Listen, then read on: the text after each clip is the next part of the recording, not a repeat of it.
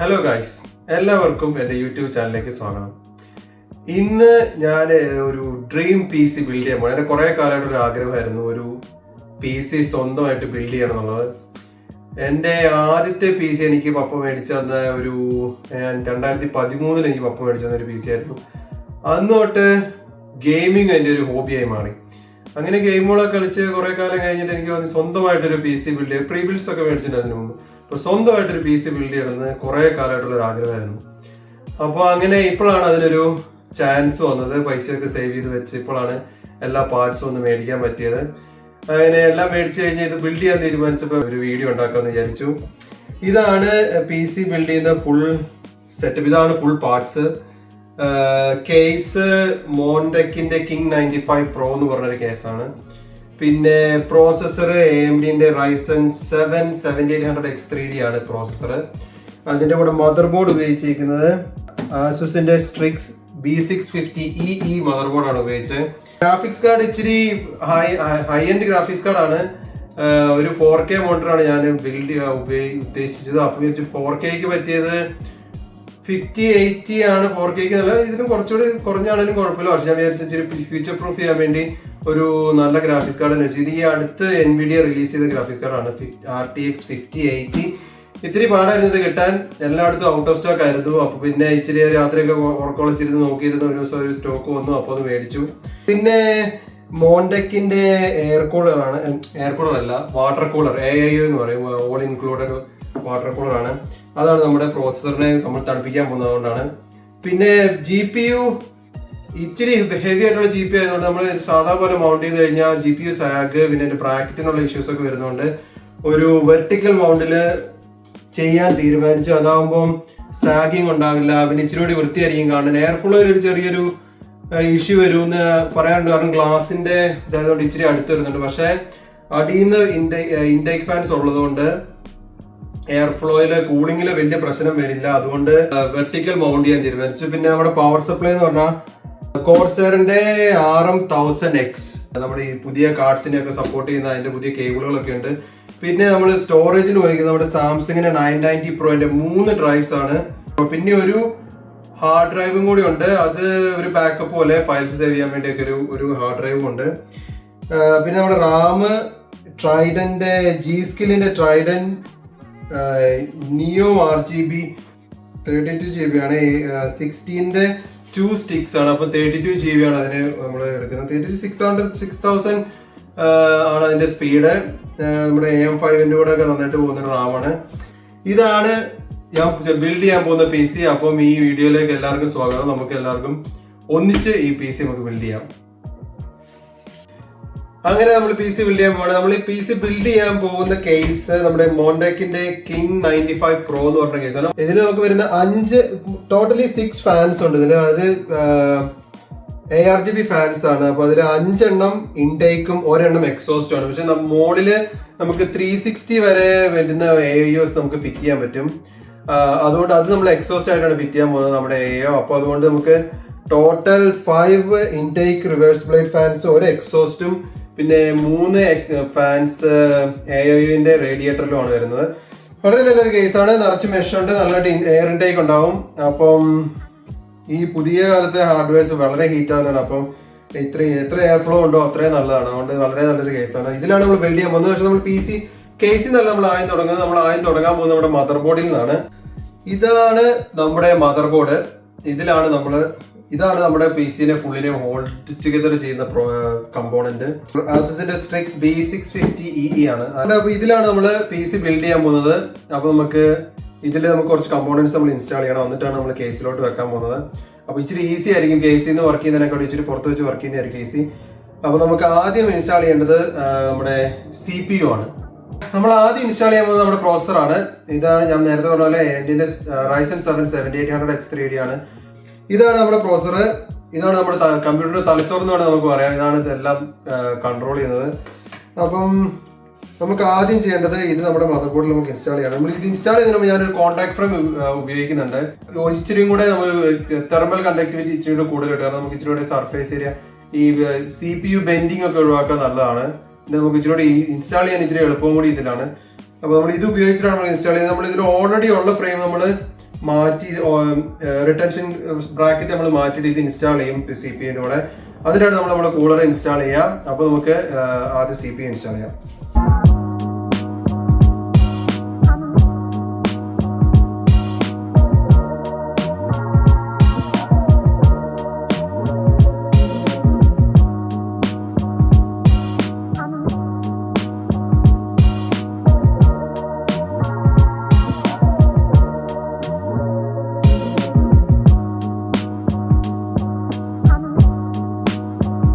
CPU install ചെയ്യുമ്പോൾ ശ്രദ്ധിക്കേണ്ട ഒരു കാര്യം എന്ന് പറഞ്ഞാൽ ഈ പോയിന്റ് ആണ്. ഈ പോയിന്റും ഈ ആരോ എങ്ങോട്ടാണ് ഫേസ് ചെയ്തത് നോക്കണം. അതാണ് CPU ഇൻസ്റ്റാൾ ചെയ്യാൻ നമ്മൾ ഏത് ഡയറക്ഷനിലാണ് CPU ഇൻസ്റ്റാൾ ചെയ്യാനുള്ളത് ഉള്ളൊരു സൂചന.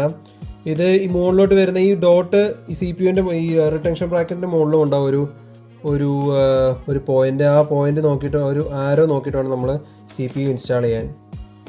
അങ്ങനെ നമ്മൾ CPU ഇൻസ്റ്റാൾ ചെയ്ത് കഴിഞ്ഞിരിക്കുകയാണ്. CPU ഇൻസ്റ്റാൾ ചെയ്യുമ്പോൾ നമ്മൾ വളരെ ശ്രദ്ധിക്കണം. പക്ഷെ പ്രത്യേകിച്ച് നമ്മൾ ഈ റിട്ടൻഷൻ ബ്രാക്കറ്റ് റിമൂവ് ചെയ്ത് വേറൊരു കോൺടാക്ട് ഫ്രെയിം ഒക്കെ ഫിറ്റ് ചെയ്യുമ്പോൾ നമ്മൾ പ്രത്യേകം ശ്രദ്ധിക്കണം. പിൻസ് വളരെ ഫ്രാജൈലാണ്. അതിലൊരു പിന്നിന്റെ ഡാമേജ് ഉണ്ടായാൽ മതി ഫുൾ ബോർഡ് നമ്മൾ ചിലപ്പോൾ മാറ്റേണ്ടി വരും. അതുകൊണ്ട് വളരെ സൂക്ഷിച്ച് ചെയ്യേണ്ട ഒരു പ്രോസസ്സാണത്. ഇനി നമ്മൾ ഇതില് റാമും നമുക്ക് സ്റ്റോറേജ് ഇൻസ്റ്റാൾ ചെയ്യണം. അപ്പോൾ നമ്മൾ റാം നമ്മുടെ G-Skillന്റെ Trident C5 ആണ് നമ്മൾ ഉപയോഗിക്കുന്നത്. 32 GB കിറ്റാണ്. 16 GB 2 സ്റ്റിക്സ് ആണുള്ളത്. 6000 ആണ് ഇതിന്റെ സ്പീഡ്. അതിന്റെ കൂടെ നമ്മുടെ സ്റ്റോറേജിന് നമ്മൾ ഉപയോഗിക്കുന്നത് സാംസങ്ങിന്റെ 990 Pro 3 ഡ്രൈവ്സ് ഉണ്ട്. ബൂട്ട് ഡ്രൈവ് ഒരെണ്ണം, പിന്നെ 2 സ്റ്റോറേജ് ഡ്രൈവ്സും ആണുള്ളത്. ഒരു ഹാർഡ് ഡ്രൈവ് ഉണ്ട്, അത് ഞാൻ ലാസ്റ്റ് ആയിരിക്കും ഇൻസ്റ്റാൾ ചെയ്യാം.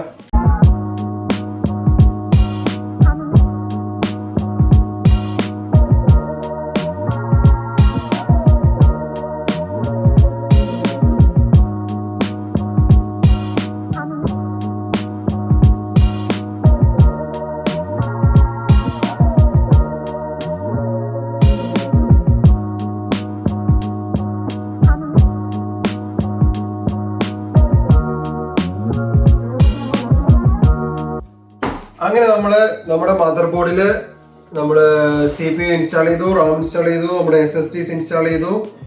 ഇനി നമ്മളിത് നമ്മുടെ കേസിൽ മൗണ്ട് ചെയ്യാൻ പോവുകയാണ്. അത് കഴിഞ്ഞിട്ടാണ് നമ്മൾ GPU ഇൻസ്റ്റാൾ ചെയ്യും, നമ്മുടെ AIO കൂളർ ഇൻസ്റ്റാൾ ചെയ്യും, പിന്നെ നമ്മുടെ പവർ സപ്ലൈ ഉണ്ട്.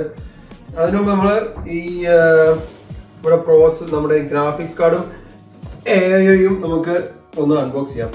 ഇതാണ് നമ്മൾ ഉപയോഗിക്കാൻ പോകുന്നത്. ഇത് മോണ്ടക്കിന്റെ 360 AIO കൂളറാണ്. ഫാൻസ് RGB ഫാൻസ് ആണ്. അതിന് വാട്ടർ ബ്ലോക്കിലും RGB ഉണ്ട്. തെർമൽ പേസ്റ്റ് ഓൾറെഡി അപ്ലൈ ചെയ്താണ് വരുന്നത്. പിന്നെ നമുക്കത് റിമൂവ് ചെയ്ത് വേറെ തെർമൽ പേസ്റ്റ് അപ്ലൈ ചെയ്യണമെങ്കിൽ നമുക്ക് അതും ചെയ്യാം. ഞാനത് റിമൂവ് ചെയ്യുന്നുണ്ട്. റിമൂവ് ചെയ്ത് വേറെ തെർമൽ പേസ്റ്റ് ആണ് അപ്ലൈ ചെയ്യുന്നത്. ഫാൻസ് എല്ലാം ഓൾറെഡി വയർഡാണ്. ഓൾറെഡി നമ്മളൊരു ഇന്റലിന്റെ ബ്രാക്കറ്റ് ആണ് ഇതിൽ ഇൻസ്റ്റാൾ ചെയ്ത് തരുന്നത്. നമ്മളത് മാറ്റി നമ്മൾ AMD ആക്കണം. നമ്മുടെ AM5 ആയതുകൊണ്ട് അതാണ് നമ്മുടെ കൂളർ. പിന്നെ നമ്മൾ ഉപയോഗിക്കുന്നത് നമ്മളെ GPU ആണ് മെയിൻ താരം. ഈ ബിൽഡിലെ മെയിൻ ആള് നമ്മുടെ GPU ആണ്. ഏറ്റവും എക്സ്പെൻസീവ് ആയിട്ടുള്ള പാർട്ടും GPU ആണ്. വളരെ കഷ്ടപ്പെട്ടിരുന്നത് കിട്ടാൻ. റിലീസ് ചെയ്ത ദിവസം ഞാൻ നോക്കിയിരുന്നായിരുന്നു, പക്ഷെ കിട്ടിയില്ല. സ്റ്റോക്ക് ഇല്ലായിരുന്നു. സ്റ്റോക്ക് ഒക്കെ വന്നതും പോയതും ഒന്നിച്ചായിരുന്നു സ്റ്റോക്ക്. പിന്നെ 2 ദിവസം കഴിഞ്ഞ് ചുമ്മാ ചെക്ക് ചെയ്തപ്പോൾ ഒരു ദിവസം ഒരൊറ്റ അവൈലബിൾ ആയിട്ടുണ്ട്. അപ്പൊ ഞാനത് മേടിച്ചു. വളരെ നല്ല 4K ഗെയിമിങ്ങിന് പറ്റിയൊരു കാർഡാണ്. ഇതാണ് നമ്മുടെ കാർഡ്. പാലിയറ്റ് എന്ന് പറഞ്ഞൊരു ബോർഡ് പാർട്ട്ണറിന്റെ കാർഡാണ്. ഇത് ഒറ്റ നോട്ടത്തിൽ നോക്കുമ്പോൾ നമുക്ക് ഈ പാറ്റേൺസ് ഒക്കെ ഇച്ചിരി ഓവറായിട്ട് തോന്നും. പക്ഷെ ഇത് ഫുള്ള് RGB ഉള്ളതാണ്. ഇത് ഓണായി കഴിഞ്ഞാൽ നമുക്ക് നമ്മളൊരു സോളിഡ് കളർ വെച്ച് കഴിഞ്ഞാൽ ഇച്ചിരി കൂടെ ഒരു അധികം ഇങ്ങനെ ഒരു ഭയങ്കര കളറായിട്ട് തോന്നില്ല. അതുകൊണ്ട് നല്ലതാണ്. അതുകൊണ്ടാണ് ഞാൻ ഇത് വെർട്ടിക്കലി മൗണ്ട് ചെയ്യാൻ തീരുമാനിച്ചത്. ഇത് തിരിച്ച് താഴോട്ട് മൗണ്ട് ചെയ്താൽ ഇതാരും കാണില്ല. അതുകൊണ്ട് ഇച്ചിരി ഭംഗി ആയിക്കോട്ടെ എന്ന് വിചാരിച്ചത് വെർട്ടിക്കലി മൗണ്ട് ചെയ്യാൻ തീരുമാനിച്ചത്. ഇതാണ് നമ്മുടെ ഗ്രാഫിക്സ് കാർഡ്. ഇനി നമുക്ക് മദർ ബോർഡ് ഇൻസ്റ്റാൾ ചെയ്യണം. മദർ ബോർഡ് ഇൻസ്റ്റാൾ ചെയ്ത് കഴിഞ്ഞിട്ട് നമുക്ക് നമ്മുടെ വാട്ടർ കൂളർ ഇൻസ്റ്റാൾ ചെയ്യണം, GPU ഇൻസ്റ്റാൾ ചെയ്യണം. അത് കഴിഞ്ഞിട്ട് പിന്നെ നമ്മൾ പവർ സപ്ലൈ കൂടി ഇൻസ്റ്റാൾ ചെയ്യും. ഇനി നമുക്ക് അത് ചെയ്യാം.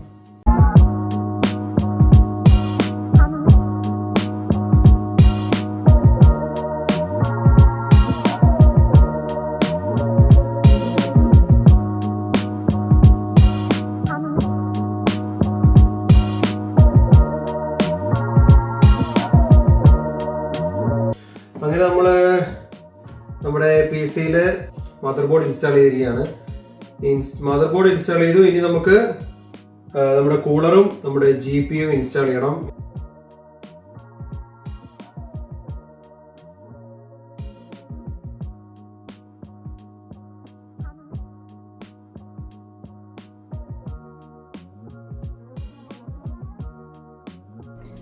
നമ്മളിതിൽ തെർമൽ ഗ്രിസ്ലിൻ്റെ തെർമൽ പേസ്റ്റ് ആണ് ഉപയോഗിക്കാൻ പോകുന്നത്. ഇത് തെർമൽ പേസ്റ്റ് എങ്ങനെ അപ്ലൈ ചെയ്യണമെന്ന് പലരും പല രീതിയിലാണ് പറയുന്നത്. പക്ഷേ ഞാനൊരു ഡോട്ട് നടുക്ക്, പിന്നെ 4 ഡോട്ട് 4 സൈഡിലായിട്ട് ഇടും. വന്നിട്ട് നമ്മുടെ കൂളർ നമ്മൾ ഇൻസ്റ്റാൾ ചെയ്ത് കഴിഞ്ഞിട്ട്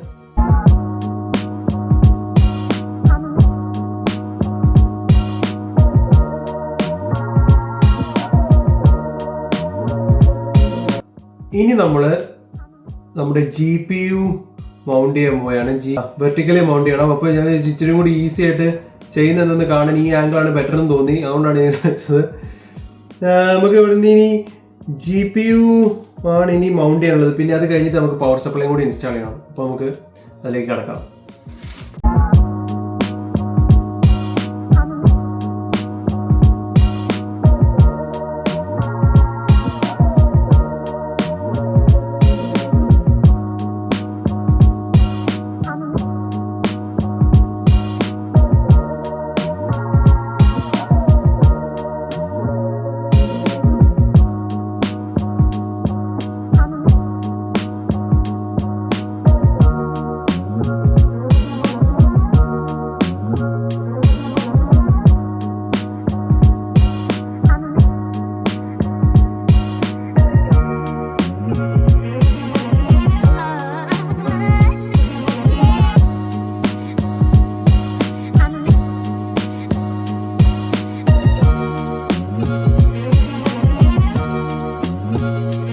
And now, last but not least, power supply ആണ് ഏറ്റവും അവസാനം നമ്മൾ ഇൻസ്റ്റാൾ ചെയ്യാൻ പോകുന്നത്. നമ്മുടെ പവർ സപ്ലൈ അവിടെ എല്ലാം ഇൻസ്റ്റാൾ ചെയ്തെന്നാണ് തോന്നുന്നത്. നമ്മൾ മദർ ബോർഡ് ഇൻസ്റ്റാൾ ചെയ്ത് നമ്മുടെ റാം, CPU, GPU, സ്റ്റോറേജ് എല്ലാം ഇൻസ്റ്റാൾ ചെയ്തു. ഇനി നമ്മുടെ പവർ സപ്ലൈ ഇൻസ്റ്റാൾ ചെയ്യണം. എല്ലാത്തിനും പവർ വേണ്ടേ. അപ്പോൾ പവർ സപ്ലൈ ഇൻസ്റ്റാൾ ചെയ്യണം. നമ്മൾ കോർസെയറിൻ്റെ RM1000X എന്ന് പറഞ്ഞ പവർ സപ്ലൈ ആണ് ഉപയോഗിക്കുന്നത്. 1000 വാട്ടിന്റെ പവർ സപ്ലൈ ആണ്. RTX 5080 ആയതുകൊണ്ട് നല്ലോണം പവർ ഡ്രോ ചെയ്യുന്ന GPU ആണ്. അത് സ്പൈക്സ് ഉണ്ടാകുമ്പോൾ നമുക്ക് നന്നായിട്ട് കപ്പാസിറ്റീസ് ഉള്ള പവർ സപ്ലൈ വേണം ഒരു PC, ഇങ്ങനെ ഹൈൻഡ് ഒരു PC ബിൽഡ് ചെയ്യുമ്പോൾ. നമ്മുടെ ബിൽഡിന് ആവശ്യമായിട്ടുള്ളത് ഇതാണ് നമ്മുടെ പവർ സപ്ലൈ. വളരെ മനോഹരമായ ഒരു പവർ സപ്ലൈ ആണ്. എനിക്ക് ഭയങ്കര ഇഷ്ടപ്പെട്ടു ഇതിന്റെ ഡിസൈനൊക്കെ. ഇനി നമുക്ക് ഇത് ഇൻസ്റ്റാൾ ചെയ്യാം. ഇതിന്റെ നമുക്ക് ഇച്ചിരി കേബിൾ മാനേജ്മെന്റ്സ് ഒക്കെ ഉണ്ട്. നമുക്ക് ഇച്ചിരി എല്ലാം പ്ലഗ് ഇൻ ചെയ്യണം. ഫ്രണ്ട് പാനലിന്റെയും ഓഡിയോന്റെയും കേബിൾസ് എല്ലാം പ്ലഗ് ഇൻ ചെയ്യാനുണ്ട്. ഒന്നും പ്ലഗ് ഇൻ ചെയ്തിട്ടില്ല, ജസ്റ്റ് ബിൽഡ് ചെയ്തേ ഉള്ളൂ. ഇനി അതാണ് ബാക്കിയുള്ളത്. എന്നാൽ അതും കൂടി എനിക്ക് ചെയ്യാം.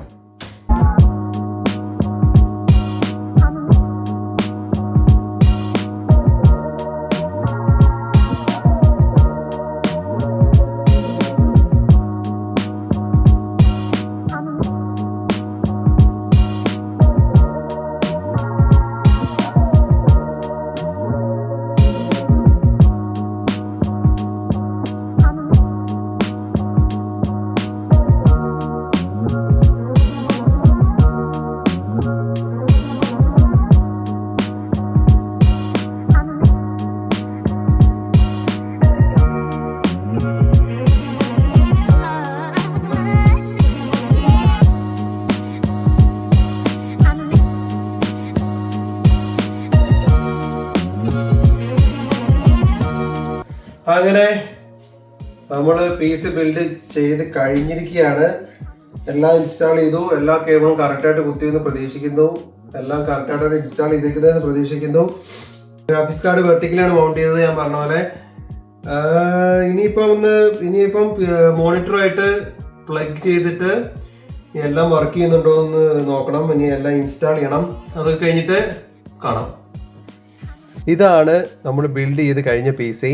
ഇതാണ് ഒരു ഓൺ ആക്കുന്നതിന് മുന്നേ ഉള്ളൊരു ലുക്ക്. ഇത് കഴിഞ്ഞ് ഇത് നമ്മുടെ സെറ്റപ്പിൽ വെച്ച് പ്ലഗ് ഇൻ ചെയ്ത് ഒരു ഫുൾ സെറ്റപ്പിൻ്റെ ഒരു ചെറിയൊരു ഗൈഡും ഉണ്ടാവും, ഒരു ഫുള്ളായിട്ടുള്ളൊരു വ്യൂ. പ്ലഗ് ഇൻ ചെയ്ത് കഴിഞ്ഞ് ഒരു ഇഷ്യൂസും ഇല്ലായിരുന്നു. എല്ലാം ആസ് ഇൻറ്റൻഡഡ് വർക്ക് ചെയ്തു. ഈ വീഡിയോ കണ്ട എല്ലാവർക്കും ഒത്തിരി താങ്ക്സ്. നിങ്ങൾക്ക് എന്തെങ്കിലും അഭിപ്രായങ്ങളുണ്ടെങ്കിൽ കമൻറ്റ് സെക്ഷനിൽ പറയേണ്ടതാണ്. ഒത്തിരി നന്ദി. Thank you.